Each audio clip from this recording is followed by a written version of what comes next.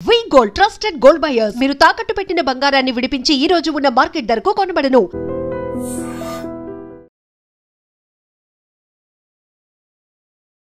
నమస్కారం, welcome to I dream. ధర్మ మార్గం విత్ విజిత కార్యక్రమానికి స్వాగతం.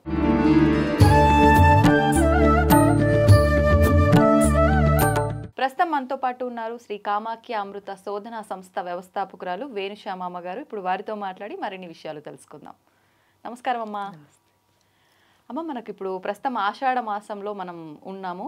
మనకు మరికొద్ది రోజుల్లో ఆషాఢ అమావాస్య రాబోతోంది. ఈ ఆషాఢ అమావాస్య మరుసటి రోజు నుంచి శ్రావణ మాస పూజలు అనేవి ప్రారంభమవుతాయి. ముఖ్యంగా ఆషాఢ మాస ఈ అమావాస్య రోజున మనం ఆచరించాల్సిన విధి విధానాలు ఏమైనా ఉన్నాయా, వివరించండి. ఏదైనా అమావాస్య పౌర్ణమి 2 రోజులు ఏంటి అంటే చంద్రుడు 16 కళలతో ఉంటాడు. పౌర్ణమి రోజు ఏమిటి అంటే చంద్రుడు 16 కళలు మనకు కనిపిస్తాయి. అంటే ఆ వెలుగులో అది పౌర్ణమి నాటి చంద్రుడు అంటే జాబిల్ చంద్రుడు అని ఇవన్నీ మనం చూస్తాం. ఎందుకు అంటే ఆ 16 కళలు మనకు కనిపిస్తూ ఉంటాయి. ఇక్కడ అమావాస్య వచ్చేసరికి ఏంటి అంటే 16 కళలు కనిపించకుండా చంద్రుల్లో ఉంటాయి. అంటే ఒక విషయం మనం ఎప్పుడైనా చూడండి, మన శరీరంలో అన్ని పార్ట్లు బాగా పనిచేస్తున్నాయి. పనిచేస్తున్నప్పుడు ఒక పార్ట్ ఏదైనా పనిచేయకపోతే దానికి చాలా శక్తి ఉంటుంది. నిజం చెప్తే అంటే దాన్ని ఆపేస్తే ఇప్పుడు కళ్ళు లేదా కాళ్ళు ఏది పని చేయకపోయినా సరే ఆ ఎనర్జీ ఎక్కువ అవడం వల్లే ఏమవుతుంది అంటే వాళ్ళని మీరు చూసినప్పుడు వాళ్ళు చాలా గొప్పగా ఉంటారు. అంటే ఒక పార్ట్ ఏదైనా పని చేయని వాళ్ళని. దానికి ఎగ్జాంపుల్ కూడా ఏం లేదు. ధృతరాష్ట్రులు వారికి కళ్ళు కనిపించవు, కానీ గాంధారి మాత వారు ఏం చేశారు అంటే కళ్ళు కనిపిస్తాయి ఆవిడకి, కానీ కళ్ళకు గంతలు కట్టుకుని తన భర్తకు కళ్ళు లేవని చెప్పి తను కూడా కళ్ళతో ప్రపంచాన్ని చూడలేదు పెళ్ళైన తర్వాత. ఆ శక్తి ఏమైంది అని అంటే దుర్యోధనుడికి ఎంతో బాగా ఉపయోగపడుతుంది. ఏంటి అంటే ఆ టైంలో ఆవిడ సాధన చేస్తారు. సాధన చేసినప్పుడు ఏమైంది, ఆ కళ్ళని అంటే ఆ కళ్ళకి ఇంకా ఇంకా అంటే కనిపిస్తుంది ఆవిడకి, కానీ ఆవిడ ఏం చేసింది చూడలేదు. ఆ చూడకపోయేసరికి అక్కడికి వెళ్ళి ఎప్పుడైతే ఈ యొక్క ఆ కళ్ళు కనిపించకుండా ఆపేసిందో కురుక్షేత్ర సంగ్రామం ముందు దుర్యోధనుడికి ఆవిడ ఆ శక్తిని ప్రసాదించినప్పుడే ఆవిడ ఏం చెప్తుంది అంటే మొత్తం ఏమి డ్రెస్ వేసుకోకుండా రమ్మని చెప్తే కృష్ణుడి మధ్యలో అలా వస్తే కనుక ఈయనెవరు ఏం చేయలేరని ఆయనకి తెలుసు కాబట్టి చిన్న మాయ పెట్టి ఆయన బట్టలు కొంచెం వేసుకునేటట్టు చేస్తాడు. అప్పుడు ఏమవుతుంది అంటే ఆవిడ కళ్ళు తెరిచి మొత్తం ఆ శక్తిని అంతా ప్రసరింపజేసినప్పుడు శరీరంలోని మిగతా అన్ని భాగాలు వజ్రకవచం అంటే అంత ప్రొటెక్షన్ వస్తుంది ఆయనకి, అంత శక్తి వచ్చి రావడం వల్ల కురుక్షేత్రంలో ఇంకెక్కడ ఏం చేసినా ఆయనకి దెబ్బ తగలదు. అప్పుడు కృష్ణుడు చెప్తాడు పలానా చోట అతనికి వీక్, అక్కడ నువ్వు చేయాలి. ఎందుకంటే అక్కడ డ్రెస్ వేసుకోవడం వల్ల ఏమైంది, ఆ యొక్క శక్తి వెళ్ళలేదన్నమాట. ఈ బట్ట అన్నది అడ్డేసింది, ఆపింది. అంటే చూడండి అంత శక్తి అనమాట. అంటే ఒక పని చేస్తున్న పార్ట్ని ఆపేస్తే అదేవిధంగా అందుకే ఏంటి అంటే మంత్ర జపాలు చేయాలి అమావాస్య రోజున. ఎందుకు చేయాలి అంటే మంత్రం వల్ల ఏమొస్తుంది అని అంటే మన మైండ్ ఎప్పుడు ఓవర్ థింకింగ్, అంటే పడుకున్నా సరే ఆలోచించేస్తూ ఉంటాం కదా, చేసేదేవి లేదు కానీ ఆలోచించేస్తూ ఉంటాం. సో ఇక్కడికి వచ్చేసరికి ఏంటి అంటే మంత్ర జపం ఎంత చేస్తామో అంత స్థిరత్వము అన్నది వస్తుంది. అందులో 16 కళలతో చంద్రుడు ఎందుకు ఉన్నప్పుడు మాత్రం ఇంకొంచెం స్థిరత్వం ఎందుకు వస్తుందండి అంటారు. ఎందుకు అని అంటే చంద్రుడు మన మనస్సుకు అధిపతి అవడం వల్లే ఆయన కళలు ఏవైతే ఉన్నాయో అంటే పాడ్యమి విద్య తదియ మీరు చూసినప్పుడు ఒక్కొక్క రోజు చంద్రుడి యొక్క రూపం మారుతూ ఉంటుంది. అంటే ఆ కళ తగ్గుతూ ఉంటుంది, పెరుగుతూ ఉంటుంది. ఈ పెరగడం తగ్గడం ఏదైతే ఉందో దాంతో పాటు మన ఆలోచనలు చంచలత్వం ఇంకా పెరిగిపోతుంది, అంటే ఫ్లక్చువేషన్స్. ఇక్కడ పౌర్ణమి అమావాస్య తిథుల్లో చేయడం వల్ల ఏమవుతుంది అని అంటే ఆ ఫ్లక్చువేషన్ పోయి ఏకాగ్రత అన్నది వస్తుంది, అంటే ఫోకస్. మనం ఎప్పుడైనా సరే దేవత ఉపాసన చేసినప్పుడు దేవత పైన చాలా కాన్సన్ట్రేషన్ అంటే ఏంటి అంటే ఏకాగ్రత అన్నది చాలా చాలా ముఖ్యం. కాబట్టి ఇక్కడ అమావాస్య రోజు చేస్తే ఇందాక చెప్పుకున్నట్టు ఆ పని చేసినప్పుడు అంటే అన్నీ మనకు కనిపిస్తున్నప్పుడు చేస్తే దానివల్ల ఫలితం ఏమిటి అని అంటే కొంచెం ఉంటే అసలు కనిపించిన దాని ఇంకొంచెం ఎక్కువ శక్తి కాబట్టి ఆ రోజు చేస్తే ఇంకా ఎక్కువ ఫలితాన్ని మనం పొందుతాం. అందుకని చెప్పేసి ఆ రోజు సాధన ఏది చేసినా సరే మనకి మంత్రం ఏది ఉంటే అది, అన్నిటికంటే మంత్రాలు ఏవి చేస్తే అది గొప్పది. ఈ ఆషాఢ మాసం కాబట్టి వారాహి ఉపాసనకి చాలా పెద్దపీట. ఎందుకు అని అంటే వారాహి నిజంగానే అందే అందిని నమః రుందే రుందిని నమః నా మంత్రంలో అంటే కళ్ళు ఉండాలట, కానీ కళ్ళు పనిచేయకూడదు అంటే మనం చూడాలి. ఆ చూసిన దాన్ని దేనికి తీసుకోకూడదు, మైండ్కి తీసుకోకూడదు. ఎందుకంటే చూసినంతసేపు దాని మీద మనకేం అభిప్రాయం ఉండదు. బుర్రలోకి ఎప్పుడు తీసుకుంటామో అప్పుడే మన అభిప్రాయాలన్నీ మారిపోయి దాని గురించి అక్కర్లేని ఆలోచనలన్నీ వస్తూ ఉంటాయి. అంటే వారాహి అలా మనని ఎక్కడికక్కడ ఎంతవరకు మనం ఉండాలి అన్నది మనకి తెలియచేసి మన సప్త ధాతువుల్ని చాలా శుభ్రపరిచి మన ఆరోగ్యవంతుల కింద చేయడం కాకుండా మనలో ఉన్న బుద్ధిమాన్యాన్ని అంటే బుద్ధి లేనితనాన్ని బుద్ధి అంటే మన బుద్ధి కరెక్ట్గా పనిచేసే స్థితికి అంటే ఈ మందబుద్ధి ఏదైతే ఉందో దాని నుంచి జ్ఞానంగా మాట్లాడేటట్టు చేసేది వారాహి. కాబట్టి ఆ జ్ఞానాన్ని ప్రసాదించడం కోసమని వారాహి ఉపాసన కనుక చేయగలిగితే అంటే వారాహి మంత్ర సాధన కానీ ఏదైనా చేయగలిగితే గురువుల దగ్గర తీసుకుని చాలా మంచి ఫలితము అన్నది ఆషాఢ అమావాస్య రోజు ఉంటుంది.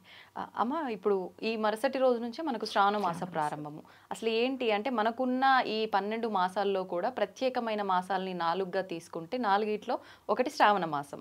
మరి ఇప్పుడు ఈ శ్రావణ మాసం యొక్క విశిష్టత ఏంటో వివరించండి. శ్రావణ మాసం అంటే శ్రావణము ఇది జనరల్గా ఏంటంటే ఆడవాళ్ళు నోములు వ్రతాలు ఇవన్నీ చేసి వాళ్ళ భర్త బాగోవాలి అని చేసేటప్పుడు ఐదోతనం కోసం.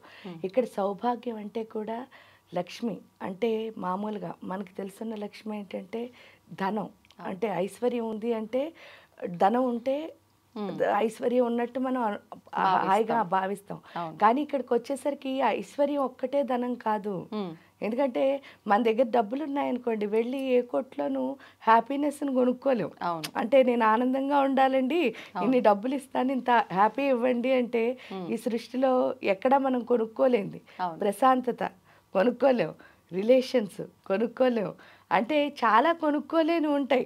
అంటే డబ్బు ఒక్కటే లక్ష్మి కాదు, అది మనకు అర్థం అవ్వాలి. కాబట్టి వీళ్ళు ఏం చేశారు అంటే నోములు వ్రతాలు ఎందుకు అని అంటే దీనివల్ల ఏమవుతుంది అంటే ఒక రకంగా ఆలోచించినప్పుడు ఇంటికి అందరినీ పేరెంట్ అని పిలుస్తున్నాం. ఆ పిలవడం ద్వారా మనందరం కలుస్తున్నాం అంటే ఒకళ్ళతో ఒకళ్ళు. ఇప్పుడు ఎవరి పని వాళ్ళకు ఉన్నది ప్రతిరోజు. ఈ ప్రస్తుత బిజీ టైంలో ఒకరికొకరు టైం ఇచ్చుకోవడం తగ్గిపోయింది.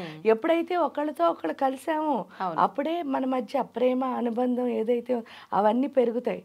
అంతేకాని మీ ఇంట్లో మీరుండి మా ఇంట్లో మేము ఉంటే ఊరికే ఎప్పుడైనా మాట్లాడుకోవచ్చు కానీ ఆ యొక్క బంధము అన్నది ఎక్కువ ఉండదు. అదే మనం ముఖ కలుసుకున్నప్పుడు ఆ బంధం అన్నది పెరుగుతుంది. కాబట్టి ఈ నోములు వ్రతాలు అని పేరు చెప్పి అందరూ కలుసుకునేటట్టు చేయడమే మన సాంప్రదాయం. దానివల్ల లక్ష్మి అన్నది నిజంగానే వస్తుంది. ఎందుకు అంటే హ్యాపీగా ఉంటే సంతోషమే సగం బలం కదా. ఆ లక్ష్మి ఐశ్వర్యం అంటే ఏంటి అంటే జ్ఞానం ఒక ఐశ్వర్యం, ప్రేమ ఒక ఐశ్వర్యం, విజయం ఒక ఐశ్వర్యం, అన్ని ఐశ్వర్యాలు మన దగ్గరికి వస్తాయి ఈ మాసంలో. దానికి తోడు ఏంటి అంటే చాతుర్మాస్య వ్రతం అన్నది ఆషాఢ మాసంలో ఏకాదశి రోజున మనం మొదలు పెడతాం, తొలి ఏకాదశి రోజున. కాబట్టి చాతుర్మాస్య వ్రతంలో మనం ఒక్కొక్క మాసంలో మీరు చూస్తే 4 మాసాలు కూడా ఒక్కొక్క మాసంలో ఒక్కొక్కటి నేర్చుకుంటాం అనమాట. అలాగే శ్రావణ మాసంలో ఈ అష్టలక్ష్మి అంటే లక్ష్మి అంటే ఏంటో అర్థం చేసుకునే స్థితి. దానికి తోడు మనకి పరస్పర గౌరవం అన్నది మన సంప్రదాయంలో నేర్పించారు. మీరు చూస్తే నోములు వ్రతాలు చేసినప్పుడు వాయినాలు ఇచ్చుకున్నప్పుడు చూడండి, నేను ఇస్తున్నాను వాయినం అంటే తీసుకుంటున్నది ఎవరు అంటే గౌరీదేవి, అంటే ఇస్తున్నది ఎవరు అంటే మళ్ళీ గౌరీదేవి. అంటే నీలోను నాలోను ఆ ప్రాణశక్తి అయినా ఆ గౌరీ పార్వతి ఉంది అని తెలుసుకునే స్థితికి తీసుకువెళ్ళే మాసమే ఈ శ్రావణ మాసం. అమ్మ ఇప్పుడు మిగతా మాసాల్లో కూడా ఇప్పుడు మీరు అన్నట్టు ఈ చాతుర్మాస ప్రారంభము ఆల్రెడీ అయిపోయింది. మనకు ఇక్కడే చాతుర్మాస దీక్షల్లోనే మనకు భాద్రపద మాసము, కార్తీక మాసము, శ్రావణ మాసము, ఈ ఆషాఢ మాసము 4 మాసాలు కూడా పూజలు ప్రత్యేకంగా చాలా విశేషం. ముఖ్యంగా తీసుకుంటే కనుక మనకు శ్రావణ మాసం నుంచి ఇంకెక్కువ పూజలు ప్రారంభమవుతాయి. అంటే ఇది లక్ష్మీదేవికి సంబంధించిన ఒక మాసం కాబట్టా లేదంటే ఎందుకు ఇంత భక్తి శ్రద్ధలతో మనం ఈ మాసం అంతా ఆరాధిస్తాం? మీరు చూస్తే ఒకసారి శ్రావణ మాసంలో మనం లక్ష్మిని గౌరిని కూడా పూజిస్తున్నాం. అవును. మళ్ళీ అక్కడికి వెళ్ళేసరికి ఏంటంటే ఆ భాద్రపద మాసానికి వెళ్ళేసరికి వినాయకుడిని పూజిస్తున్నాం. నెక్స్ట్ మాసం చూడండి, ఆశ్వీజ మాసం, అక్కడ దుర్గా రూపంలో అమ్మవారిని పూజిస్తున్నాం. అంటే లలిత దుర్గా మనం అమ్మవారిని పూజిస్తున్నాం. అవును. తర్వాత వచ్చేసరికి కార్తీక మాసంలో విష్ణువుని శివుణ్ణి పూజిస్తున్నాం. అంటే లక్ష్మి గౌరీ తీసుకెళ్ళి మన ఎవరిలో కలుపుతున్నారు? శివుడు విష్ణువులు. అంటే ఎందుకు చూడండి, లక్ష్మీదేవి విష్ణుమూర్తి యొక్క శక్తి. అవును. ఇక్కడ గౌరీదేవి వచ్చి శివయ్య యొక్క శక్తి. అంటే వాళ్ళిద్దరూ మన ఎక్కడ కలుపుతున్నారు అంటే ఆ తత్వంలో. ఇక్కడ ఆ తత్వం ఏమిటి అని అన్నప్పుడు ఫస్ట్ మాసం మీరు చూసినప్పుడు శ్రావణ మాసంలో లక్ష్మీ అమ్మవారు మనకి ఏంటి అంటే మాయ. ఎందుకు విష్ణుమూర్తి ఏం చెప్తున్నారు? విష్ణు మాయా విలాసిని. విష్ణువు మనకి ప్రతి చోట మాయ పెడుతూ ఉంటాడు. ఆ మాయలో ఒక మాయే లక్ష్మి అంటే ధనం అని. అంటే మనందరం దేని వెనకాల పరిగెడుతున్నాం అంటే ధనం వెనకాల పరిగెడుతున్నాం. కానీ మనకి ఎన్ని లక్ష్ములు ఉన్నారు? అష్టలక్ష్ములు ఉన్నారు. ఆ 8 లక్ష్ములు ఉన్నప్పుడు ఒకే లక్ష్మిని మనం పట్టుకున్నాం. ఆ పట్టుకోవడం వల్ల మనకి జరిగిన నష్టం ఏమిటి అని మనం ఒక్కసారి మనం ఆలోచించుకుంటే, ఫస్ట్ లక్ష్మి చూడండి మీరు, ఆవిడ పేరు ఆదిలక్ష్మి. ఆదిలక్ష్మి అంటే అర్థం ఏమిటి? ఈ శరీరం అన్నది మారుతుంది. భగవద్గీతలో చెప్పు, అమ్మవారి దేవి ఎక్కడైనా త్రిపుర రహస్యం చెప్పండి, శరీరం ఒక్కటే మారుతోంది. కానీ ఆత్మ అన్నది ఏమంటున్నారు? ఈ సృష్టి మొదలైనప్పటి నుంచి ఎండ్ అయ్యే వరకు, మళ్ళీ సృష్టి మొదలైనప్పుడు కూడా ఈ ఆత్మ అన్నది తిరుగుతూనే ఉంటుంది. కానీ శరీరమే 100 సంవత్సరాలకు ఒకసారి మనం ఈరోజు బట్టలు రేపు ఎలా మారుస్తున్నామో అలా మారుతోంది అన్నారు. కానీ శరీరానికి ప్రాముఖ్యత ఏమిటి అంటే, ఇప్పుడు పాలు ఉన్నాయి, పాలు కాచాలి అన్నప్పుడు మీరు స్టవ్ మీద పోస్తే పాలు కాగుతాయా? కాగుతాయి. కానీ ఆ పాల వల్ల ఉపయోగం ఏమైనా వృధా అయిపోతాయి. అదే ఒక గిన్నెలో పోసి కాచారనుకోండి, మీరు ఏం చేసుకోవాలంటే అది ఉపయోగపడతాయి మనకి. అదే విధంగా ఇది ఆ గిన్నెలా ఉపయోగపడుతుంది. లోపల ఉన్న పాలు ఏంటి? మనలో ఉన్న దేవత అనే అమృతం, ఆ పరదేవత అమృతం. ఆ శక్తిని మనం నింపుకోవాలి. అదే ఆదిలక్ష్మి అంటే. ఆ ఆదిలక్ష్మిలో శక్తిని ఎలా నింపుకుంటాం అంటే, మన ఆత్మశక్తి ఎలా పెరుగుతుంది అంటే, ఆత్మతో సూర్యశక్తి ఎప్పుడైతే అనుసంధానం అవుతుందో అప్పుడే ఆత్మశక్తి అన్నది పెరుగుతుంది. సూర్యుడు మనకు ప్రత్యక్ష దైవం అండి, ఇవన్నీ బాగా చెప్తాం. అంటే కానీ నేచర్లో కలిసిన వాడికి సూర్యుడు ప్రత్యక్ష దైవం. మనం ఎప్పుడు నేచర్లోనే ఉండం కదా. ఎందుకుండరు అని అంటారు. ఎందుకుండరు అంటే, నేను అన్నది ఎంత ఉంటుందో అంత నేచర్ నుంచి మనం సెపరేట్ అయిపోతాం. అంటే ఉన్నాం అనుకుంటూ ఉంటాం, కానీ ఆ శక్తిని మనం ఏం చేయట్లేదు, దానికి ఎగ్జాంపుల్ ఏం లేదు. మీరు నేను ఉన్నాం, ఫ్రీగా మాట్లాడుకుని ప్రేమగా మాట్లాడుకుని నిజంగా మన మనసులో ఉన్న చెప్పేసుకున్నాం అనుకోండి, మన మధ్యలో ఏ అరమరిక ఉండదు, మీరు నేను ఒక్కటే. కానీ ఇప్పుడు అలా జరుగుతుందా? చాలా లేదు. అంటే చాలా తక్కువ మంది అలా వాళ్ళ దగ్గర ఉన్నదంతా చెప్పగలుగుతారు. అంటే నమ్మే అంత అవకాశం రావట్లేదు పరిస్థితులు. ఏదైనా కారణం కావచ్చు, అది ఇద్దరిలో ఎవరైనా కారణం కావచ్చు. కానీ ఏమవుతుంది అంటే అక్కడ ఆగిపోతున్నాం. అంటే ఇది క్లోజ్ గా ఉంది, లిమిట్స్ ఉంటున్నాయి ఎంత వరకు అనేది. అది ఉండకూడదు. ఎందుకంటే మన ఇద్దరం ఒకటే.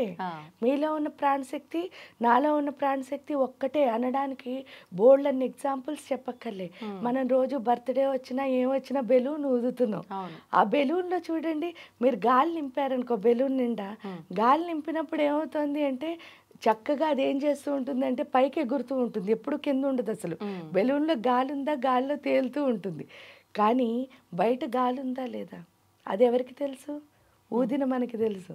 కానీ బెలూన్కి తెలియకపోవడం వల్ల ఏం చేస్తుంది, భూమిని అసలు చూడదు, ఎప్పుడూ ఆకాశాన్నే చూస్తుంది. అదేవిధంగా ప్రాణశక్తి మనలో ఉన్నప్పుడు ఏమవుతుంది అంటే, నాకంటే గొప్పవాళ్ళు లేరు అని చెప్పి ఎగురుతూ భూమి మీద నుంచున్నా సరే ఎటు చూస్తూ ఉంటాం.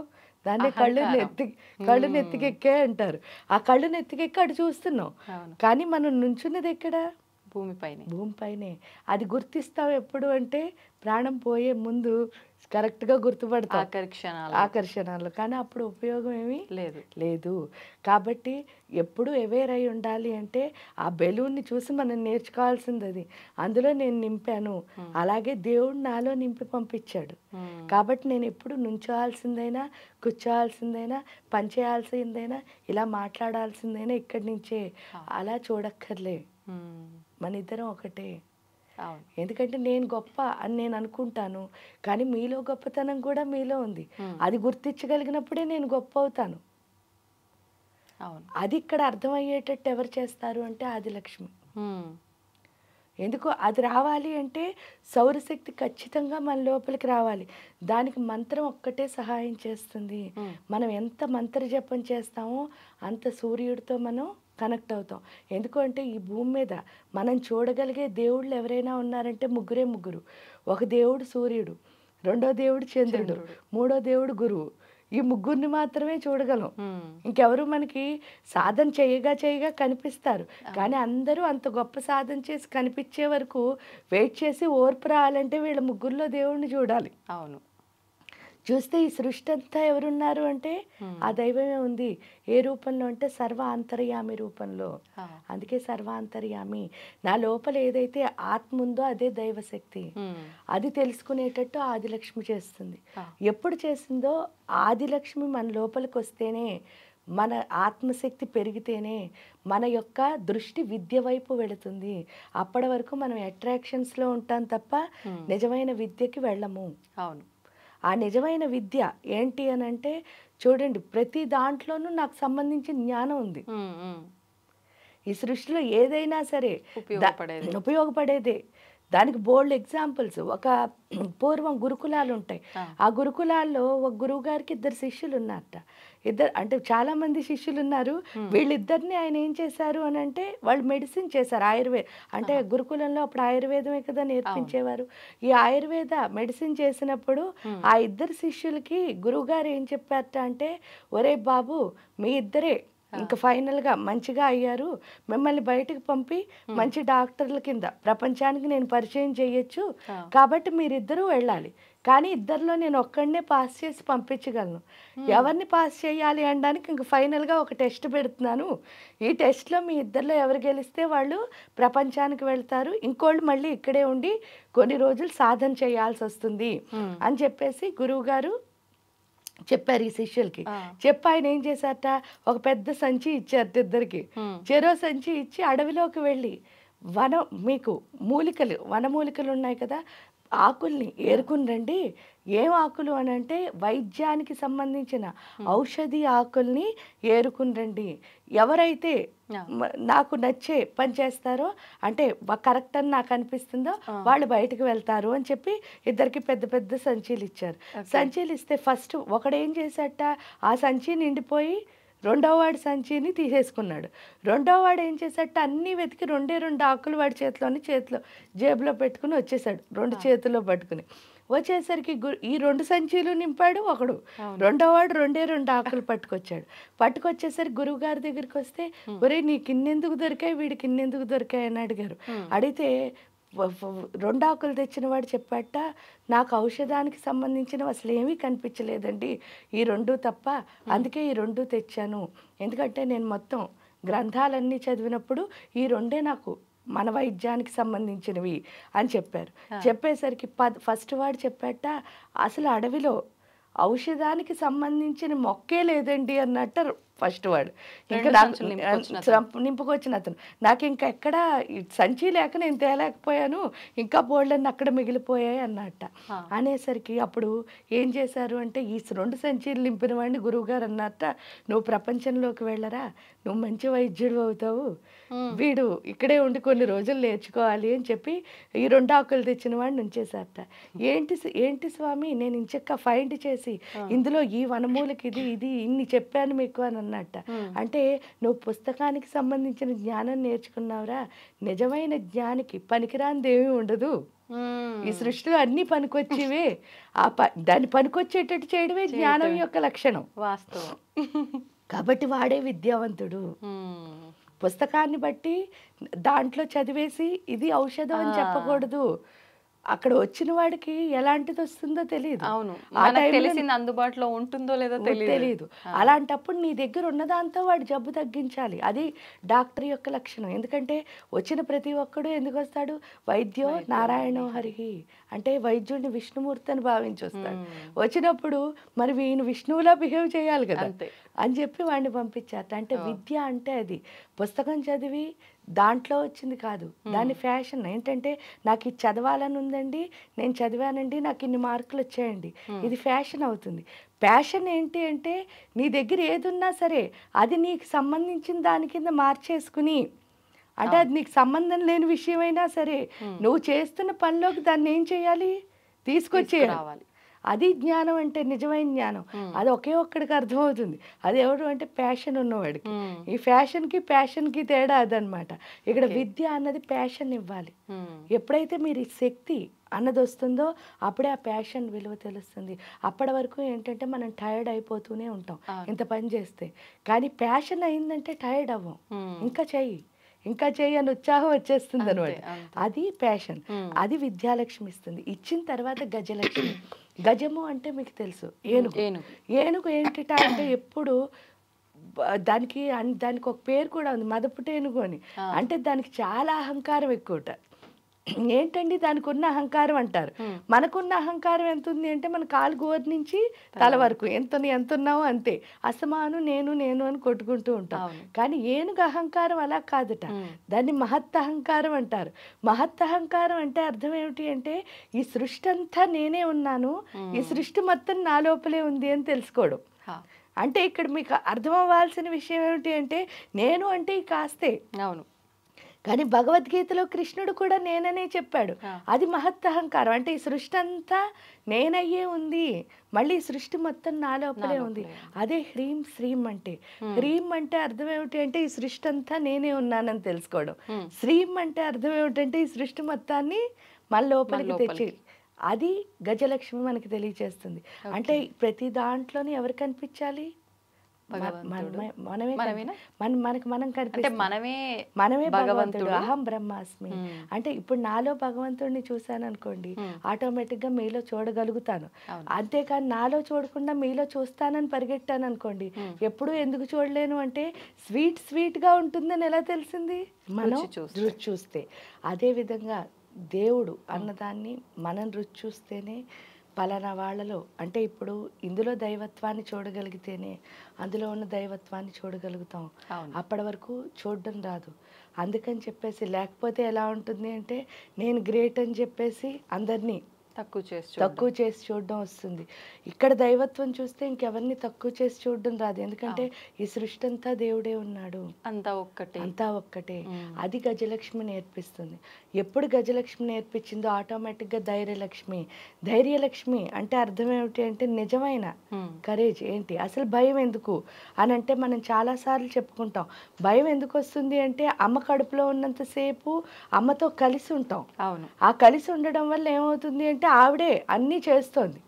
కానీ బయటికి రాగానే అమ్మని ఎప్పుడైతే అమ్మకి బిడ్డకి ఉన్న సంబంధం ఎప్పుడైతే కట్ చేశారో ఇంత ప్రపంచంలో నేను ఒంటరి, ఆ ఒంటరితనంతో బతకడం వల్లే ఇన్సెక్యూరిటీస్. ఏది చూసినా సరే భయమే. అంటే ఇదేం చేస్తుందో అదేం చేస్తుందో, ఈ మోసాలు ఇవన్నీ ఎందుకు వచ్చాయి అంటే ఇన్సెక్యూరిటీ వల్లే. నేను ఒకదాన్నే. ఎప్పుడైతే ఈ యొక్క దేవత యొక్క శక్తి మన లోపల వచ్చిందని అర్థమవుతుందో అప్పుడు ఇంకా ఇన్సెక్యూరిటీ ఏముంది, ఆ నిజమైన తల్లి తండ్రి ఎవరో తెలిసిపోతుంది. ఎందుకంటే లోపల ఎప్పుడైతే దైవశక్తిని చూడగలిగామో ఈ ప్రకృతిలో ఉన్న ప్రతి దైవంతోనూ కలవగలుగుతాం. అప్పుడు మీరు నా దేవుడు అయినప్పుడు నన్ను మోసం చేయరని తెలిసిపోతుంది కదా. అవును, అంటే ప్రకృతి అంతా దేవుడిని చూసినప్పుడు దేవుడు ఎప్పుడు భక్తుడిని మోసం చేయడు. ఇక్కడ అది ఎప్పుడు అర్థమైందో పూర్తిగా ధైర్యంతో ముందుకు వెళ్ళగలుగుతాం.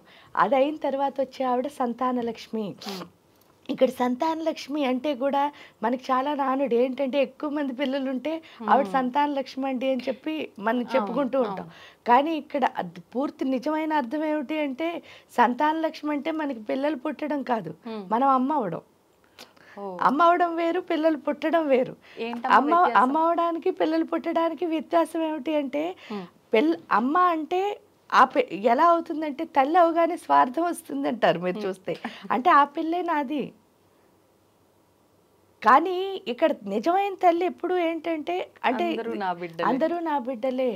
అది ఎప్పుడు వస్తుంది అంటే రియలైజ్ అయితేనే వస్తుంది. అంటే ఈ సోల్కి ఏం రావాలి అంటే రియలైజేషన్ రావాలి.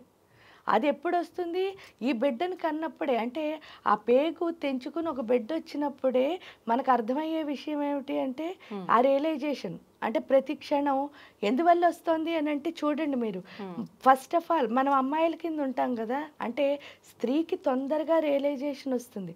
దానికి కారణం కూడా ఏమీ లేదు. ఫస్ట్ అమ్మాయిల కింద ఇంట్లో ఉంటే మనకి మామూలుగా మన సాంప్రదాయంలో ఆడపిల్ల పుట్టగానే ఏమంటారు అంటే లక్ష్మీదేవి పుట్టింది అని చెప్పేసి చాలా అడుగులకు మడుగులొత్తి చాలా బాగా చూసే ఇల్లులు చాలా ఎక్కువ ఉంటాయి. ఎంతో బాగా చూసుకుంటారు ఆడపిల్లల్ని. ఎంతో బాగా చూసుకోవడం వల్ల వేళ్ళలో కొంచెం ఏమొస్తుంది అంటే పొగరు వచ్చేస్తుంది. ఆ పొగరు వచ్చి ఏం చేస్తారు అని అంటే అంటే మనం చెప్పిన మాట అన్ని చోట్ల నెగ్గుతోంది కదా. ఆ నెగ్గేసరికి ఇంకేమవుతుంది అంటే నేను చెప్పిందే రూల్ ఏమో అనిపిస్తూ ఉంటుంది. అనిపించి ఇంకా అమ్మ ఏం చెప్పినా వినం, నీకేం తెలీదు నాకు తెలుసు అని చెప్పేసి అమ్మ మీద కోపపడడం, ఆర్డర్ వేయడం. అంటే అలాంటి తప్పుగా కాదు, అంటే అన్ని ఆర్డర్లే, ఎక్కడ రిక్వెస్ట్ ఉండదు ఆ తల్లితో. అంత అలాగా అంటే ఏంటంటే నువ్వు నాకు ఎందుకు చేయలేదు, నేను వచ్చాను కదా, ఇలా కమాండింగ్. ఈ కమాండ్ చేస్తూ వచ్చిన ఆడపిల్ల ఏమవుతుంది అంటే ఫస్ట్ పెళ్ళి అవుతుంది కదా, ఆ ఫస్ట్ ఏదైతే కడుపు వస్తుంది అని అంటారో ఆ నెల తప్పగానే ఏమవుతుందిట అంటే ఈ పిల్ల బీజంతో పాటు జాలి అనే బీజం పడుతుందిట. కరుణాదయ ఎప్పుడు పడిందో ఈ బిడ్డ పెరుగుతూ ఉంటుంది, అంటే ఈ గుడ్డు పిల్లలా పెరుగుతూ ఉంటుంది కదా, అంటే బరువు ఎక్కువ అవుతూ ఉంటుంది. బరువు ఎక్కువైన ప్రతిరోజు అంటే ఈ 9 నెలల కాలంలో వాళ్ళలో ఏంటి అంటే కరుణ అనే రసం ఏమవుతూ ఉంటుంది. ఎందుకంటే ఇంతలా అమ్మ మోస్తేనే కదా మనం కూడా వచ్చాం. ఒక కూలీవాడు ఉంటాడు చూడండి, వాడు ఏంటంటే వాడికి డబ్బులు ఇస్తే ఏం చేస్తాడట అంటే కరెక్ట్గా ప్లాట్ఫామ్ మీద నుంచి మంది ట్రైన్లో పెట్టేసి వెళ్ళిపోతాడట. అంటే వాడికి బరువు దించడం అనే దానికి అవకాశం ఉంది, కానీ ఈ తల్లికి మాత్రం లేట. మొదలైందా 9 నెలల వరకు ఈ బరువును ఏం చేస్తూ ఉండాలి, మోస్తూ ఉండాలి. సో ఇక్కడ అంటే ఏంటంటే అందరికంటే కష్టమైన జాబు తల్లిదండానికి కారణం ఏమిటి అంటే ఇలా ఎవరు మోయరు కదా 9 నెలలు. దానికి తోడు ఏంటి అంటే కడుపులో ఉన్న బిడ్డ ఎలా ఉంది అన్నది ఎప్పుడూ ఆవిడకి లేదు. దాన్ని అసలు పుట్టకుండానే అపురూపంగా ప్రేమించగలిగిన శక్తి ఎవరు అంటే అమ్మ. అది ఎప్పుడు తెలుస్తుంది, మన కడుపులోకి ఒక బిడ్డ వచ్చినప్పుడే అమ్మ నన్ను అంతలా చూసింది అని. తీరా 9వ నెల ఈ బిడ్డ బయటకు వచ్చేస్తుంది. ఆ 9వ నెలలో అయిపోగానే నొప్పులు వస్తాయి చూసారా, అప్పుడు అర్థమవుతుందిట ఏంటి అంటే అమ్మ అంత కష్టపడితే నేను బయటకు వచ్చాను, ఎందుకు తల్లికి పునర్జన్మ అంటారు అన్నది ఆ నొప్పులు వచ్చినప్పుడే అర్థమవుతుంది. ఈ నొప్పులు వచ్చినప్పుడు వచ్చేదాన్ని ఏమంటారంటే సరెండరెన్స్ అంటారు. ఇక్కడ కరుణ వచ్చింది కదా ఈ 9 నెలలు, అప్పుడు శరణాగతి వస్తుంది. అమ్మ ఇంత కష్టపడితే నేను బయటకు వచ్చాను. ఆ శరణాగతి కాస్త ఈ పిల్ల పెద్ద ఊరుకోదు కదా, మళ్ళాగే కమాండ్ చేస్తుంది, ఆర్డర్ చేస్తుంది, అన్నీ చేస్తూ ఉంటుంది. చేస్తున్న ప్రతిరోజు వచ్చేది ఏంటంటే నేను అమ్మ దగ్గర చేసిన తప్పులు ఏమిటో అర్థమవుతూ ఉంటాయి. దాన్నే రియలైజేషన్ అంటారు. ఆ రియలైజేషన్ ఎప్పుడు వస్తుందో అప్పుడు ఏమవుతామంటే నిజమైన అమ్మ అవుతాం. ఆ నిజమైన అమ్మ అవడం అంటే అది ఒక్కసారి కనుక ఆ నిజమైన అమ్మ కనుక మనం అయ్యాము అంటే ఈ సృష్టిలో కనిపించే ప్రతి దాన్ని, ఈవెన్ మనం చేస్తున్న పనితో సహా ప్రతి దాన్ని ప్రేమించడం, గౌరవించడం వస్తుంది. అవును, ఇంకేమీ రాదు. ప్రేమించడం, గౌరవించడం ఒక్కటే వస్తుంది. అదే సంతాన లక్ష్మి అంటే. ఎప్పుడైతే మీరు అంత ఇష్టంగా, గౌరవంగా ఒక పని చేస్తున్నారో మీకు వచ్చేది ఎవరు? విజయలక్ష్మి. అందుకే ఆవిడ విజయలక్ష్మి అయింది. అంటే లైఫ్లో ఏ పని చేసినా సరే ఇష్టంగా, గౌరవంగా చేస్తే చాలు విజయం సిద్ధిస్తుంది. ఎప్పుడైతే ఆ విజయం అన్నది సిద్ధించిందో తర్వాత వచ్చే ఆవిడ విజయం అంటే ఏంటో కూడా లేదు, మీ కమిట్మెంటు ఏ విజయం. ఎందుకంటే ప్రతి క్షణం మీరు డెడికేటెడ్గా ఎంత కమిట్ అయి చేస్తున్నారు అన్నదే విజయము. మన చేతుల్లోనే ఉంటుంది, ఇంకెక్కడా ఉండదు విజయం అంటే. మనకి విజయం రావాలి అంటే మనమే కష్టపడాలి. అంటే మనం ప్రత్యేకించి ఏదో హడావిడి చేయవలసిన లేదు, మన కష్టమే మన విజయం. పైగా ఏంటి అంటే చాలా మంది చూడండి నన్ను వాళ్ళు తొక్కేసారు వీళ్ళు, అసలు అది అవ్వదు. ఎందుకు అవ్వదు అంటే మీరు నిజంగా కనుక ప్యూర్గా మీరు చేస్తున్న పనిని ఇష్టపడ్డారు అంటే మీ సృష్టిలో ఎవరు ఎందుకు తొక్కలేరు అంటే అరచేయిని అడ్డుపెట్టి సూర్యుడి కాంతిని ఆపేద్దాం అనుకుంటే మనం ఆపేయగలవా? మూర్ఖత్వం అవుతుంది. అదే విధంగా పొయ్యిలోంచి పొగ వస్తుంది అనుకోండి, మనం ఇలా గుప్పిళ్ళలో బంధిద్దామంటే అవ్వదు. అంటే ఈ సృష్టిలో బంధించలేనివి చాలా ఎలా ఉన్నాయో అదే విధంగా మీరు డెడికేటెడ్గా పనిచేస్తే ఆ షైన్ ఆపగలిగిన శక్తి సృష్టిలో ఎవరికి లేదు, ఈవెన్ మీకు కూడా.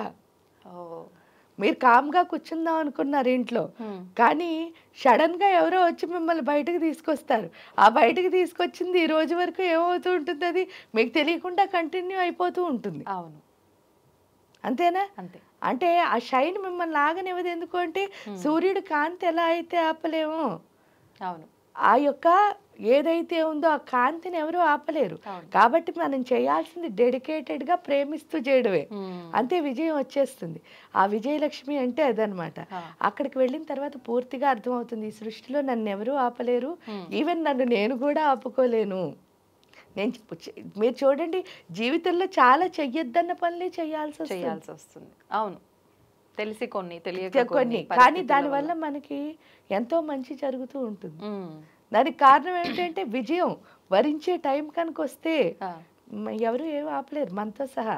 అది అక్కడ మనకు అర్థమైపోతుంది విజయలక్ష్మి వల్ల. ఎప్పుడు అర్థమైందో నెక్స్ట్ ధాన్యలక్ష్మి. ధాన్యలక్ష్మి అంటే అర్థం ఏమిటి అంటే ధాన్యం అంటే అర్థం ఏమిటి, రైతు.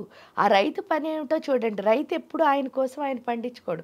మీరు చూస్తే ఆయన మనందరి కోసం పండిస్తాడు, అంటే నిస్వార్థం అక్కడ నేర్చుకోవాల్సింది. అంటే స్వార్థం లేనితనం. ఇక్కడ నిస్వార్థంగా ఏం చేయాలండి అంటే ఆయన గింజల్ని ఏం చేస్తున్నాడు, పంచుతున్నాడు. అంటే ఏ గింజ అయినా పండించనివ్వండి, ఆ గింజల్ని పనిచేస్తున్నాడు. ఇక్కడ మనకు వచ్చిన గింజలు ఏమిటండి అంటారు, విజయం వల్ల వచ్చేది ఏమిటి అంటే అనుభవం అన్నది వస్తుంది. అంటే మీకు మెళకువలు తెలుస్తాయి. ఆ మెళకువలే అంటే మీ అనుభవాల సారమే ఏమవుతుంది, జ్ఞానం అవుతుంది. అంటే మనకు తెలిసిన జ్ఞానాన్ని నలుగురికి చెప్పాలి, అంటే పంచడమే. ఇక్కడ మనకేం తెలిసిందో దాన్ని చెప్పేయడమే. చెప్పేస్తే చాలా మంది అక్కడే ఫెయిల్ అయిపోతారు. ఎలా అంటే మనకు తెలుస్తున్నది ఎవరికి చెప్పకూడదు అనిపిస్తుంది. ఇప్పుడు మీ ఇంకోళ్ళ దగ్గర నుంచి నేర్చుకోవాలనుకోండి, అయ్యో నాకేం తెలియదు అనుకుంటారేమో అని చెప్పేసి ఈ రెండే మన ఎదగకపోవడానికి కారణం. ఎందుకంటే దేవుడు మాట ఇచ్చింది ఎందుకు, మనకు తెలుసున్నది చెప్పడానికి, తెలియంది నేర్చుకోవడానికి. ఈ రెండు చేయనప్పుడు ఇంకా ఆ మాట విలువ లేదు. కాబట్టి అందులో ఇంకోటి కూడా చెప్పాడు, విశ్వవర్ధనంబు విద్యాధనంబురా. అంటే మనం ఎంత స్ప్రెడ్ చేస్తే అంత ఏమవుతుంది, మన లోపల వృద్ధి చెందుతుంది. అదే దాచేసుకున్నాం అనుకోండి ఇంతే ఉండిపోతుంది. ఇక్కడికి వచ్చిన తర్వాత అది అర్థమవుతుంది ధాన్యలక్ష్మి వల్ల. అంటే నేను ఎంత స్ప్రెడ్ చేస్తే నాకు అంత విద్య అన్నది, అంటే జ్ఞానం అన్నది వస్తుంది. ఎప్పుడైతే వచ్చిందో, అందుకే వివేకానంద కూడా చెప్తారు, అనుభవాల సారమే గురువు. అంటే మనలో ఉన్న ఏదైతే మనకు అనుభవం, అంటే విజయం వల్ల అనుభవం వచ్చిందో, మెళకువలు తెలిసాయో, ఆ మెళకువల్ని మనం చెప్పగలిగితే, ఇప్పుడు సపోజ్ నేను ఒకటి చెప్తున్నాను మీతో, మీరు దానికి ఒక మాట చెప్పారనుకోండి, దానివల్ల ఇంకో జ్ఞానం ఇంకో జ్ఞానం వస్తుంది.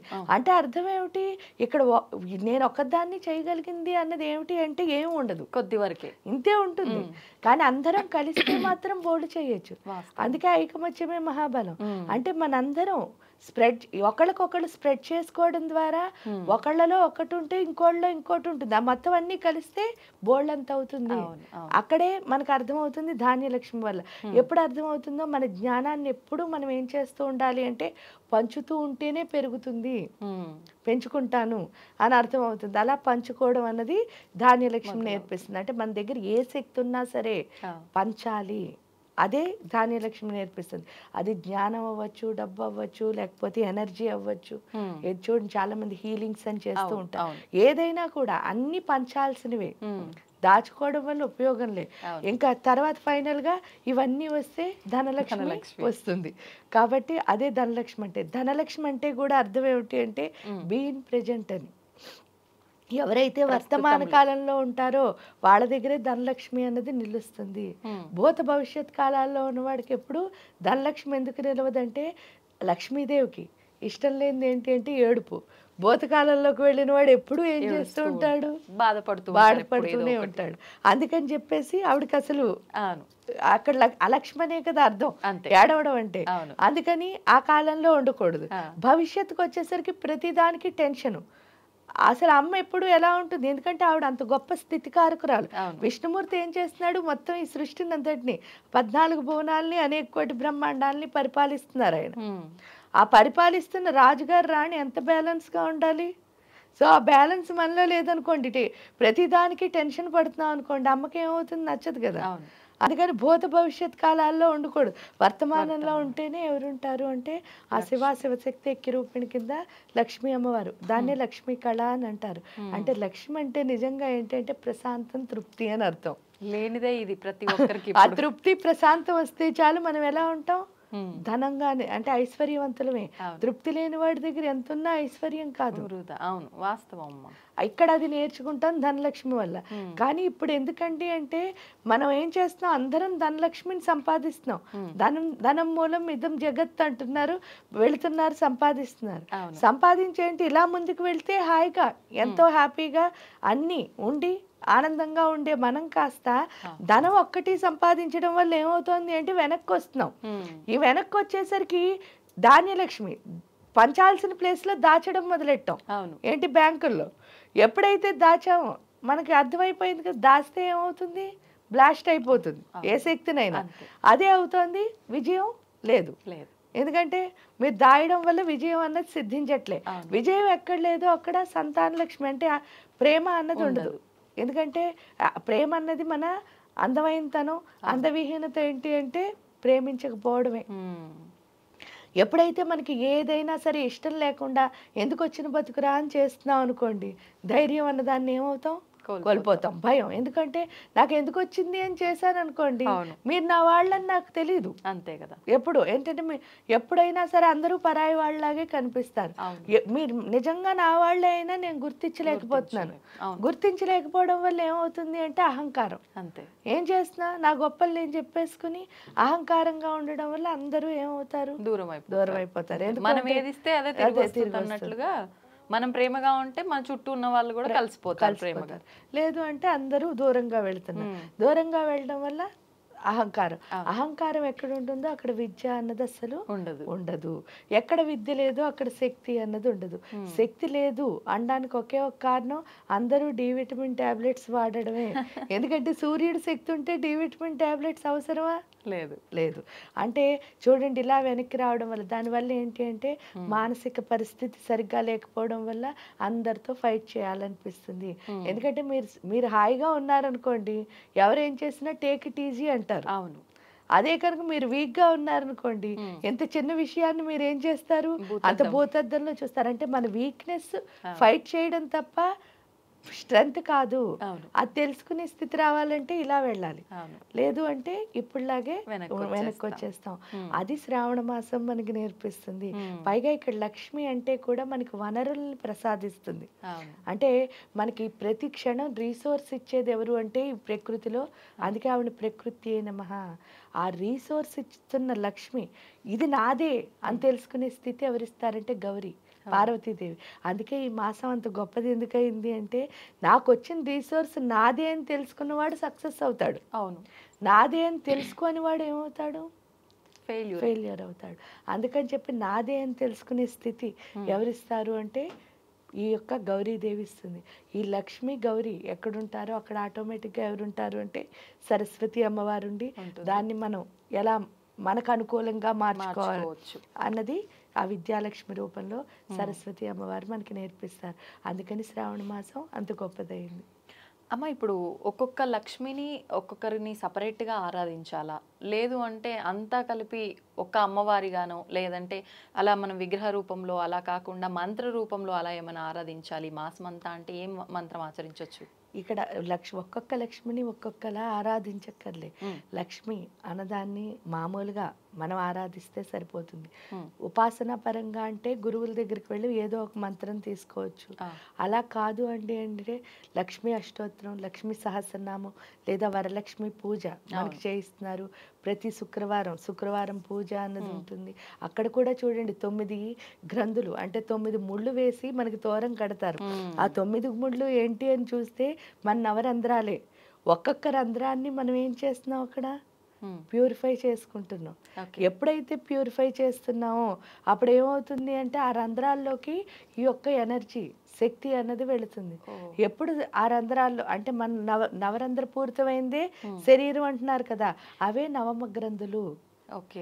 అందుకే ఒక్కొక్క వేసినప్పుడు ఆ ముడి వేసినప్పుడు మనతో ఒక శ్లోకం కూడా చెప్పిస్తారు. ఆ శ్లోకంతో చేయడం వల్ల ఏమవుతుంది అంటే ఒక్కొక్క గ్రంథి ఏమవుతుంది, శుద్ధ అవుతుంది. శుద్ధి అందులో లక్ష్మీ శక్తి వెళుతుంది. ఎప్పుడైతే వెళ్ళిందో మనం ఎవరిలా మారుతాము అంటే ఆ లక్ష్మీ అమ్మవారి కింద. ఎందుకు అంటే ఇక్కడ ప్రతి దాంట్లోనూ కూడా ఆ దేవతలా మనం మారడమే నేర్పిస్తున్నారు. అందుకే వాయినాలు ఇచ్చినప్పుడు కూడా నువ్వు గౌరీదేవి నేను గౌరీదేవి అంటే పరస్పర దేవతని చూడడం అన్నది మనకి నేర్పుతున్నారు. ఇక్కడ ప్రతి ఏ పూజ చేసినా అంతే, ఆత్మని శుద్ధి చేసుకోవడానికి తప్ప మనం ఏం చేసామంటే కోరికలతో ముడిపెట్టి ఆ ఆత్మశుద్ధి అన్న దానికి దూరం అయిపోతున్నాం. కానీ ఆత్మశుద్ధి అయితే ఈ కోరికలే ఉంది అంతే. మీరే దేవత అయ్యారనుకోండి, మీరు తీర్చే ఆవిడవుతారు. అవును. అప్పుడు ఇంకెవరినైనా అడగాల్సిన పని ఉంది అంతే. అవునమ్మా. అంటే ఆ దేవతే మీరైనప్పుడు మీరే తీర్చే ఆవిడవుతారు కదా. అలా అయ్యేటట్టు తయారవ్వాలి ఏ పూజ చేసినా. ఇక్కడ మనకి హిందూ ధర్మంలో నేర్పింది కూడా అదే. కానీ దాన్ని ఎందుకో వదిలేసి శరీరానికి సంబంధించిన దాంతో అంటే ఇది కావాలి అది కావాలని అడగడంలోనే ఉండిపోయాం. దాన్ని దాటడమే ఈ నోములైనా వ్రతాలైనా లేకపోతే ఈ చాతుర్మాస్య వ్రతాలైనా. ఇప్పుడు ఈ నోముకి వ్రతానికి మధ్య డిఫరెన్స్ ఏంటమ్మా? నోముకి వ్రతానికి మధ్య డిఫరెన్స్ ఏమిటి అంటే ఏమీ లేదు. వ్రతం అంటే అర్థం ఏమిటి అంటే ఒక సంవత్సర కాలం పాటు వాళ్ళు ఏం చేస్తూ ఉంటారంటే పలానాది దీక్ష అని చెప్పి దాన్ని ఏమంటారు అంటే సూర్యుడు పుట్టినరోజు నాడు తీసుకుని చేసేవాళ్ళు ఉంటారు. అంటే మాఘమాసంలో జనరల్గా అందరూ చేస్తారు ఆ వ్రతాలు అన్నవి. ఇవి ఏంటంటే ఆ సంవత్సరం అంతా వాళ్ళు ఆ వ్రతాన్ని చేస్తారు. లేదు అది ఎప్పుడైనా చేయొచ్చు. కానీ నోము అనేసరికి ఈ మాసంలోనే అంటే శ్రావణ మాసం నోములు అంటే శ్రావణ మాసం, కార్తీక మాసంలో కూడా కొంతమంది చేస్తూ ఉంటారు ఆ కార్తీక మాసం నోములు. అంటే అలా ఆ మాసంలోనే చేసేవి నోములు అవుతాయి. ఇది ఏంటి అంటే సంవత్సర కాలంలో వాళ్ళు దీక్ష తీసుకుని ఎప్పుడైనా చేసుకుంటారు ఆ సంవత్సరం. ఇప్పుడు 16 ఫలాల నోములని ఇలా దీక్ష తీసుకుని చేసుకునే వాళ్ళు ఉంటారు. అది ఏంటంటే వాళ్ళు మొత్తం ఎప్పుడైనా చేయొచ్చు, రెండు ఒక్కటే. కానీ అది వాళ్ళు అది ఎప్పుడైతే చూడండి ఆ యొక్క రథసప్తమి రోజు దీక్ష తీసుకుని మాఘమాసంలో ఆ రోజు నుంచి వాళ్ళు ఎప్పటి వరకు అంటే చేసుకుంటారో అప్పటి వరకు అంటే 16 ఫలాల నోమన్నది 16 పళ్ళు 16 రకాలుగా 16 మంది ముత్తైదువులకి పంచి తర్వాత ఉద్యాపన చేసుకోవాల్సి వస్తుంది. అది ఏమవుతుంది అంటే వ్రతం. ఆ వ్రతం అయిపోగానే అది అయిపోతుంది. కానీ ఇక్కడ నోము వచ్చేసరికి శ్రావణ మాసం నోములు 5 సంవత్సరాలు. ఆ 5 సంవత్సరాలు కూడా ఎందుకు చేయమన్నారో మనం చూద్దాం. ఎందుకు అని అంటే 5 సంవత్సరాలు అంటే పంచకోశాలు. భర్త బాగుండాలి అని చేస్తున్నాం అని అనుకుంటున్నాం. ఇక్కడ ఏంటి అంటే నేనే ఆయనకి శక్తినిస్తున్నాను. అంటే ఒక గృహిణిని ఎవరైనా సరే ఇంట్లో ఉన్న గృహిణిని దేవత అని పిలుస్తాం మనం చూస్తే. అంటే ఇల్లాలే దేవత అని. ఎందుకని అంటున్నారు అని అంటే ఈవిడ శక్తితోనే ఇల్లంతా నడుస్తుంది. అది తెలియాలి అంటే ఈవిడ పంచకోశాలు ఏమవ్వాలి, యాక్టివేట్ దాటాలి. ఆ పంచకోశాంతర స్థితాన్ని చూడాలంటే నిజమేమిటో అర్థం చేసుకోవాలి అంటే. లేకపోతే ఏమవుతుంది అంటే నా భర్త నన్ను కష్టపెడుతున్నాడు ఇంట్లో వాళ్ళు అంటే ఆ ఎమోషన్స్తోనే ఉండిపోతారు. ఆ ఎమోషనల్ స్టేట్కి వెళ్ళాలి అంటే మనలో ఆ అంటే అన్నమయ కోసం, ప్రాణమయ కోసం, మనోమయ కోసం, జ్ఞానమయ కోసం, ఆనందమయ కోసం ఈ కోశాలు ఎప్పుడైతే మనం లోపలికి వెళతామో అప్పుడే ఒక్కొక్కటిగా మనలో ఉన్న మలినాలను వదిలించుకుంటాం. వదిలించుకున్న తర్వాత నేనే మొత్తం దీన్నంతటినీ కాపాడుకోవాల్సిన దాన్ని. ఎందుకు అనంటే దేవత ప్రతి ఇంట్లోనూ ఉండలేదు కాబట్టి అక్కడ సృష్టించింది ఎవరిని అంటే అమ్మని. మరి ఆ అమ్మలా రియలైజ్ అయ్యి ఉండాలి కదా, ఎమోషనల్గా ఉండకూడదు కదా. ఆ స్థితికి వెళ్ళడానికే ఈ నోములు పెట్టారు. ఒక్కొక్క 5 సంవత్సరాలు. ఎందుకంటే పెళ్ళైన వెంటనే చేయమంటున్నారు, అప్పుడే ఎక్కువ ఎమోషన్స్ ఉంటాయి. సంవత్సరం అయ్యేసరికి అడ్జస్ట్ అయిపోతారు. అవునా? ఈ సంవత్సరం లోపలే బోల్డ్ అని గొడవలు. అందుకని ఒక్కొక్క స్థితిలోనూ ఇక్కడ ఫస్ట్ అన్నమయ్య కోసం అంటే కూడా చూడండి, అన్నీ చెప్పడానికి కాకుండా ఒక అన్నమయ్య కోసం గురించి మామూలుగా చెప్పుకుంటే అన్నమయ్య కోసం అంటే నేను అన్నది వదిలేయని అర్థం. అంటే అర్థం ఏమిటి అంటే పరోపకారార్థం ఇది శరీరం. ఆ పరోపకారార్థం అంటే ఏంటంటే ఎంటగెలిచి రెచ్చగలు ఇంట్లో ఉన్న అందరి కోసం నువ్వు సేవ చెయ్యాలి. అప్పుడు నువ్వు ఇంక బాధపడటానికి నువ్వు వచ్చిందే వాళ్ళు సేవ చేయడానికి. అంటే బాధ్యతను చక్కగా నిర్వర్తించాలి. ఎందుకంటే అందులో స్త్రీకి కూడా చాలా నైపుణ్యం ఉంటుంది. ఆవిడ పుట్టడంతో మీరు చూడండి వాళ్ళు చేసినంత అందంగా ఇంకెవరూ చేయలేరు. అంటే పుట్టడమే ఆర్గనైజేషన్ స్కిల్స్ అన్న వాళ్ళకి వస్తాయి. ఎందువల్ల అంటే ఈ కుటుంబాన్ని అంతటినీ నడపాలి కదా. ఏ ఇంబ్యాలెన్స్ లేకుండా. ఎందుకంటే ఒకళ్ళు గొడవ చేసే వాళ్ళు ఉంటారు, ఒకళ్ళు ప్రేమించే వాళ్ళు ఉంటారు, ఒకళ్ళు ప్రతిదానికి ఫీల్ అయిపోయే వాళ్ళు ఉంటారు, ఒకళ్ళకి షార్ట్ టెంపర్ ఉంటుంది, మళ్ళీ వెంటనే పోతూ ఉంటుంది. కానీ వీటన్నిటినీ బ్యాలెన్స్ చేయాల్సింది మాత్రం ఈ అమ్మే. సో అందుకని వీడికి నోములు పెట్టారు. ఎందుకు అంటే ఆ బ్యాలెన్స్ నేర్చుకుంటుంది అనమాట ఈ 5 ఏళ్లలో. నేర్చుకునేసరికి ఏమవుతుంది, అప్పటికి పిల్లలు వీళ్ళందరూ వచ్చేస్తారు. వచ్చేసరికి ఇప్పుడు వరకు ఏంటంటే ఒక భర్తతో లేదా నాకంటే పెద్దవాళ్ళైనా అత్తవారితో ఉండాల్సి వస్తుంది. కానీ ఇక్కడికి వచ్చేసరికి పిల్లలు నాకంటే చిన్నవాళ్ళు. నాకు మెచ్యూరిటీ రాకపోతే వీళ్ళని బ్యాలెన్స్ చేయడం రాదు. అప్పటి వరకు మెచ్యూరిటీ ఉండదు. సో ఇక్కడికి వచ్చేసరికి 5 ఏళ్ళలో వీళ్ళతో నేర్చుకోవడమే కాకుండా ఆ మెచ్యూరిటీ కూడా నేర్చుకోవడం వల్ల ఆ పిల్లల్ని ఎలా పెంచాలి, ఎందుకంటే భవిష్యత్తు వాళ్ళే. ఈ తల్లి పెర్ఫెక్ట్గా ఉంటేనే వాళ్ళ జీవితం బాగుంటుంది. అందుకని నోములు పెట్టారు. Okay okay. ఇప్పుడు ప్రత్యేకించి ఇప్పుడు మనకు శ్రావణ మాసంలో వచ్చే ఈ మంగళగౌరి వ్రతం అనేది కొత్తగా పెళ్ళైన వాళ్ళు ఆచరించేదేనమ్మా, ఎవరైనా ఆచరించవచ్చా? అంటే మామూలుగా అయితే పెళ్ళైన మాసంలో, పెళ్ళైన వెంటనే వచ్చిన శ్రావణ మాసంలో మొదలు పెడతారు. అలా నాకు అవ్వలేదు అన్నప్పుడు వాళ్ళు 3rd ఇయర్ నుంచి మొదలు పెడతారు. Okay okay. అంటే 2వ సంవత్సరం చెయ్యరు మామూలు శ్రావణ మాస వ్రతాలు, 3వ సంవత్సరం నుంచి మొదలు పెడతారు. ఇప్పుడు ఈ వరలక్ష్మి వ్రతం విషయానికి వస్తే కూడా అంటే సుమంగలిగా ఉన్న ప్రతి ఒక్కరూ ఇది ఆచరించాల్సిన ఒక వ్రతం అని చెప్పొచ్చు. కానీ కొంతమంది వంతన ఉంటేనే చెయ్యాలి అని చెప్పి అంటూ ఉంటారు. అంటే భగవంతుడి పూజకి వంతనులు ఇవన్నీ చూసుకోవాలంటారా? చూసుకోవాలి అంటే వాళ్ళ ఇంట్లో ఎందుకు అని అంటే చూడక్కర్లేదు. నిజం చెప్తే ఇది ఆత్మకి సంబంధించింది. పర్సనల్ ఒపీనియన్ అడిగినప్పుడు అస్సలు చూడక్కర్లేదు. ఎందుకు అంటే దేవుడికి పూజ చేయడానికి అసలు ఇవన్నీ అవసరం లేదు. కానీ ఏమవుతుంది అంటే దేవుడి పూజ కంటే భయము, సెంటిమెంటు అన్నవి చాలా గొప్పవి. ఎందువల్ల వీళ్ళు అదే భయంతో చేస్తున్నారు అనుకోండి. వాళ్ళు పెద్దవాళ్ళు పలానా అందుకు చెయ్యొద్దన్నాను, మన ఇంట్లో ఇలా జరిగింది అందుకని ఇది చెయ్యొద్దు అంటారు. చాలా మంది ఈ నోము ఒక్కటే కాదు, సీమంతాలు అవి కూడా చేసుకోరు. ఎందుకంటే మన ఇంట్లో చేస్తే ఇలా అయింది. రిటైర్మెంట్ ఫంక్షన్స్ కూడా చేసుకోరు. అంటే 60 years షష్ఠి పూర్తి కూడా చేసుకోరు. ఇవన్నీ ఎందుకు చేసుకోవట్లేదు అంటే వాళ్ళ ఇంట్లో అంతకుముందు ఏదో బ్యాడ్ జరిగింది అన్నది. అది ఆల్రెడీ వీళ్ళ మైండ్లో వాళ్ళు పెట్టేస్తారు.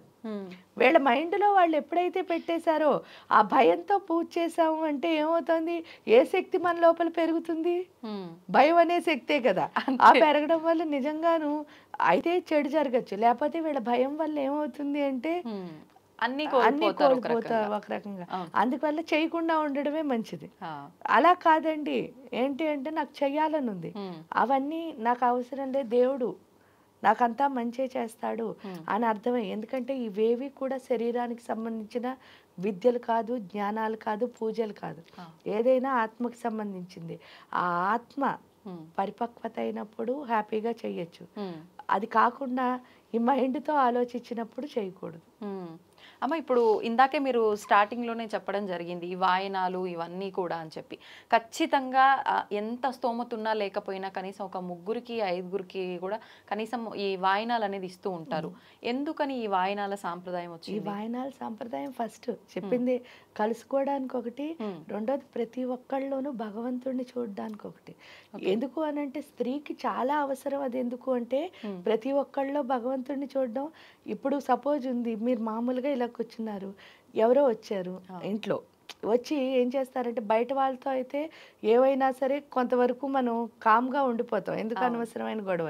కానీ ఇంట్లో ఎవరైనా ఏమైనా అన్నారనుకో, ఇప్పటి వరకు నేను పని చేస్తుంటే చూసి నన్ను తిడతారా అని చెప్పి ఏమొస్తుంది, ఉక్రోషం వచ్చేస్తుంది. దాంతో ఫైటింగ్కి దిగిపోతాం. ఫస్ట్ అంటే ఎక్కడైనా సరే మనం చూడాల్సింది దేన్ని, భగవంతుడిని చూస్తే గొడవ ఉండదు. ఇంట్లో ప్రశాంతంగా ఉండాలి అంటే ఫస్ట్ భగవంతుడిని చూడడం రావాలి. అంటే ఏదో నేను భగవంతుడిని చూస్తానంటే కొన్ని రోజులు ఆ అడ్జస్ట్మెంట్ బాగుంటుంది. ఆ తర్వాత ఒకేసారి బ్లాస్ట్ అయింది అనుకోండి, ఆ ఎమోషన్స్ అన్ని అదో పెద్ద అగాధం అయిపోతుంది, బేభత్సమైన అగాధం అయిపోతుంది. అలా కాకుండా మనలో ఎమోషనల్ బ్యాలెన్స్ అన్నది రావాలి. కాబట్టి ఫస్ట్ ఒక్కొక్కళ్ళని చూడడం నేర్పిస్తున్నారు. ఆ చూడడం నేర్పడం వల్ల మీరు ఎంతైనా సరే పూజ చేశారు అంటే ప్రశాంతం అన్నది ఎవరి లోపలికి వస్తుంది, మన లోపలికి వస్తుంది. దాన్ని అలా కంటిన్యూ చేయడం కోసమే మీరు చూస్తే వెంటనే భాద్రపద మాసం, వెంటనే ఆశ్వీజ మాసం, మొత్తానికి ఏ మాసం అయినా చేయమంటారు. ఇప్పుడు చూడండి, ఆషాఢ మాసంలో వారాహి అన్నారు. జనరల్ గా శూన్య మాసం అని ఏ పని చేయకూడదు అంటారు, కానీ పూజ చేయొచ్చు. ఎందుకు చెయ్యొచ్చు అంటే ప్రతి మాసం మీకు ఒక్కొక్క పూజ ఎందుకు పెట్టారు అని అంటే దానివల్ల భర్త సౌభాగ్యం అను, లేకపోతే నువ్వు ఏదో ఒక సెంటిమెంట్ అన్నది అక్కడ పెట్టి ఆ దేవుడితో కనెక్ట్ అవ్వడం ఎందుకు నేర్పించారంటే మానసిక ప్రశాంతత కోసం, ఈ ఆత్మశక్తిని పెంచుకోవడం కోసం. ఈ ఆత్మశక్తి ఎందుకు పెంచుకోవాలండి అంటారు. నిజంగా విపత్కర పరిస్థితులు కుటుంబానికి వస్తే పురుషుడి కంటే స్త్రీయే ధైర్యంగా ఉంటుంది. మీరు చూసినప్పుడు అంటే ఏదైనా మనకి చాలా గొప్ప ఇబ్బందులు వచ్చేసాయి, అప్పుడు స్త్రీ నుంచున్నట్టు స్టాండ్గా పురుషుడు నుంచోలేరు. ఎందుకు అంటే ఈవిడ తల్లి, ఆవిడ ఏం చేస్తుంది, నుంచుని వీళ్ళందరినీ ఏం చేస్తుంది, నుంచో పెడుతుంది. వాస్తవం. కాబట్టి ఆ టైంలో మరి ఈవిడికి ఎమోషన్స్ ఉంటే ఎలా పనికొస్తుంది? అందుకని వీళ్ళు ఏం చేశారు, ప్రతిరోజు ఆత్మశక్తిని పెంచుకోవడం నేర్పించారు పూజల ద్వారా. ఎందుకంటే నిజంగా మంత్రం ద్వారా మాత్రమే ఆత్మశక్తి పెరుగుతుంది, ఇంకో అవకాశం లేదు. కాబట్టి ఆ మంత్రం చదవడం మనకి నేర్పారు. ఇప్పుడు ఈ పూజలు, ఈ వ్రతాలు చేస్తున్నప్పుడు కూడా అమ్మ హస్బెండ్ ఖచ్చితంగా పక్కన ఉండాలా? చాలా వరకు ఈ వరలక్ష్మి వ్రతము ఇలాంటి వ్రతాలు చేస్తున్నప్పుడు సింగిల్గా మాత్రమే ఆడవాళ్ళు ఒక్కరు చేస్తుండడమే చూస్తాం. కానీ ఇది దంపతులు ఇద్దరు కలిసి చేస్తే పూజలకి దంపతులు కొన్ని వ్రతాలు వాటికి అసలు నిజం చెప్పాలంటే వీళ్ళు చేసేవి కాబట్టి వీళ్ళు ఒక్కళ్ళు చేసుకుంటే సరిపోతుంది, ఉండాలి అని రూల్ లేదు. ఎందుకంటే వాళ్ళ కోసం అంటే అందరూ బాగుండాలని చేస్తున్నదే కాబట్టి వీళ్ళొక్కళ్ళు చేసినా ఇది అందరికీ వెళుతుంది కదా. తల్లికున్న స్వభావం ఏమిటి అంటే వ్యాపించే లక్షణం, అంతే వాయువు యొక్క లక్షణం. ఆవిడ దగ్గర ఏమన్నా ఆవిడకి వచ్చింది ఏంటి అంటే రైతులా పనిచేయడమే. కాబట్టి ఆవిడకు ఈ శక్తి వచ్చినా పంచుతుంది, డబ్బు వచ్చినా పంచుతుంది, ప్రేమ వచ్చినా పంచుతుంది. వాళ్ళకి ఉంచుకునే లక్షణం ఎక్కడా లేదు. కాబట్టి తల్లి ఒక్కటి చేస్తే చాలు, ఇల్లంతా బాగుంటుంది. అట్ ది సేమ్ టైం పిల్లలకైతే ఖచ్చితంగా ఎందుకు నేర్పించాలి అంటే మీరు నేర్పిస్తేనే నెక్స్ట్ వాళ్ళ కుటుంబాన్ని వాళ్ళు చక్కగా చూసుకోగలరు. కాబట్టి సంతోషం అమ్మా, చాలా మంచి విషయాలు తెలియజేశారు. శ్రావణ మాసం యొక్క విశిష్టతను కూడా చాలా చక్కగా వివరించారమ్మా. ధన్యవాదాలు. తవ్వుతూనే శివలింగం సరే దాన్ని అట్లా కప్పేసేయండి, చూపించదండి. మూర్తి పూజ కాదు, సాక్షాత్ బ్రజేంద్ర నందన భగవాన్ ఉన్నారు మూర్తిలో. ఏమీ ఆశించకుండా ఆరాధించే వాళ్ళు కూడా ఉన్నారా ప్రభుజీ? నిజమైన భక్తి అంటే మనకు తెలియదు కాబట్టి